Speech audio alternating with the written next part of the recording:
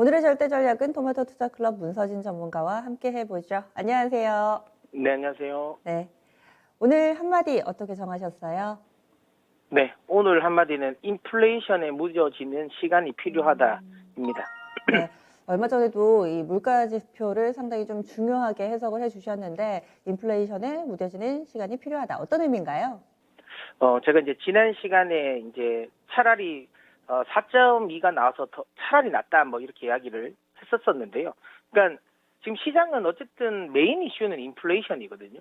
계속 이제 인플레이션에 대한 우려가, 그러니까 그 인플레이션이 결국은 시중금리를 끌어올릴 것이고, 기대 인플레이션을 끌어올릴 것이고, 그 기대 인플레이션이 올라가는 건 결국 시중금리가 올라가는 거고, 시중금리가 올라가다 보면 결국은 연준은 시장 예상하는 것보다는 빨리 조기 금리 인상을 한다, 뭐 이런 거죠. 그러다 보니까 시장 입장에서는 여기에 대해서 이제 계속 좀 우려감을 나타내고 있고, 또 인플레이션 자체가 또 가파르게 올라간다는 것 자체는 금리뿐만 아니라 어쨌든 경제 자체적으로도 그렇게 좋은 건 아니죠. 물가가 빨리 올라가면 아무래도 나중에는 구매력이 떨어지니까 뭐 거기에 대한 우려감을 계속 하고 있지만, 실제로 이제 이렇게 뭐 저는 뭐 이전에 방송에서도 많이 설명을 드렸지만, 이렇게 가파른, 그러니까 이번 4월 달과 같은 가파른 인플레이션율을 계속 유지할 수 있을 것이냐라는 거에서 저는 부정적인 의견을 계속 이야기를 합니다. 이건 지금 인플레이션과 관련된 부분은 명확하게 시장이 반으로 갈려져 있어요.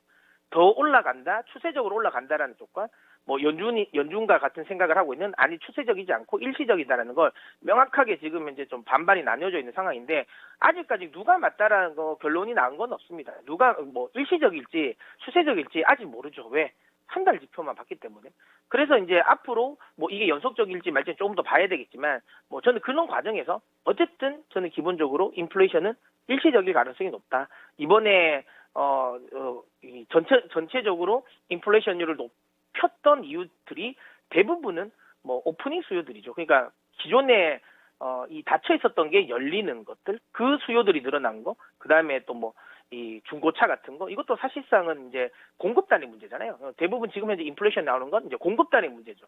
근데 수요단의 문제가 아니라 공급단의 문제는 빨리 또 해결을 할 수 있는 부분이라서 저도 연준의 생각처럼 일시적일 거라 생각을 합니다. 근데 이게 채권 시장 참여자들도 그렇게 생각하는 것 같아요. 여기 보시면 아시겠지만 미국채 지금 수익률 같은 경우가, 이거 미국채 가격입니다. 선물 가격인데 이렇게 좀 안정적인 흐름을 보이고 있습니다. 미국채 가격이 떨어진다는 건 금리가 올라가는 거고, 미국채 가격이 올라간다는 건 금리가 떨어지는 건데, 보시는 것처럼 이 박스권에 갇혀서 지금은 생각보다 시장의, 그러니까 기대 인플레이션율은 좀 올라가고 시장이 인플레이션에 대한 우려감을 하고 있음에도 불구하고 채권 시장 참여자들 입장에서는 이렇게 가파르게 올라갈 것 같지는 않다라고 생각하고 있는 거죠. 그러다 보니까 이 채권의 포지션 자체가 지금 좀 안정을 찾고 있고, 주요 연은 이사들이 계속 이야기를 하고 있습니다. 뭐 연준 주요 위원들, 뭐 지역 연은 총재들 계속 이야기를 하면서 일시적이다라고 이야기를 하고 있는 상황인 거고, 그러니까 여기서 우리가 연준의 생각이 틀렸다라고 베팅하는 거는 옳지 않다라고 보고 있어요. 그러니까 지금 상황에서 우리가 인플레이션이 올 거라는 거에 베팅을 한다라는 거 말 그대로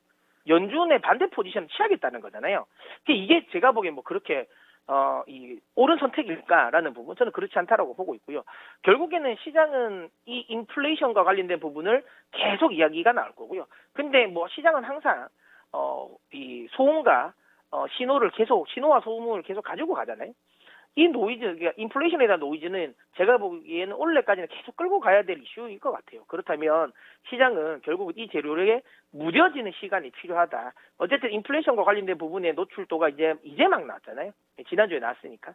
이게 좀 무뎌지는 시간이 필요하다. 저는 그 시간이 무뎌지는데 오래 걸릴 것 같지는 않다라고 생각을 합니다. 그래서 제 생각에는 뭐 일주일 정도, 이번 주까지는 좀 바닥을 확인하는 구간, 바닥이 진바닥이 어느 정도인지 확인하면서 좀 약간 박스권 흐름이 약간 지지부진한 흐름이 나올 것 같고요. 이제 다음 주부터 이쪽에서 조금씩 이제 이 인플레이션과 관련된 부분을 좀 소화해 나가면서 무뎌지면서 다시 기업의 실적이라든지 성장성이라든지 모멘텀이 조금 주목하지 않을까. 그러면서 뭐 제가 계속 이야기 드린 것처럼 이제 5월부터 시작되는 조금 이런 썸머 랠리. 근데 화끈한 느낌은 아니고 조금 완만한 상승을 하는, 한 8월 달까지 잭슨홀 미팅까지는 조금 완만한 상승을 하는 흐름이 이어지지 않을까 생각합니다. 그래서 지금 구간에서 조정은 저는 매수의 기회라고 보는데, 그 매수의 기회는 조금 그러니까 지난주까지 주고 마무리가 된 게 아닌가 생각합니다. 추가적으로 더 급하게 떨어질 것 같지는 않다라는 생각이 들고요. 어쨌든 지금 구간에서는 제가 이전에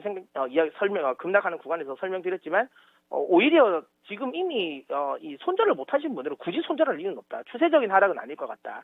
만약에 현금이 있으면 지금 떨어지는 거 뭐 두려워하지 말고 매수를 하셔라고 이야기 드렸는데 뭐 좋은 매수기에는 지금은 조금 넘어간 게 아닌가라는 생각을 하고요. 뭐 그렇다면 지금 이제 계속 추가적으로 이제 반등이 나올 때나 아니면 조금씩 조정을 줄 때 뭐 현금 비중이 많으신 분들은 천천히 이 주식 비중 좀 늘려 보셨으면 좋겠다라는 생각이 들고요.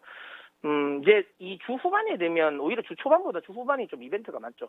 FMC 의사록은 제가 보기에는 별다른 뭐 내용은 없을 것 같고요. 별다른 내용은 없을 것 같고요. 결국에는 우리 시장에 좀 중요한 역할, 우리 시장뿐만 아니라 대만에도 조금 중요한 영향이겠죠.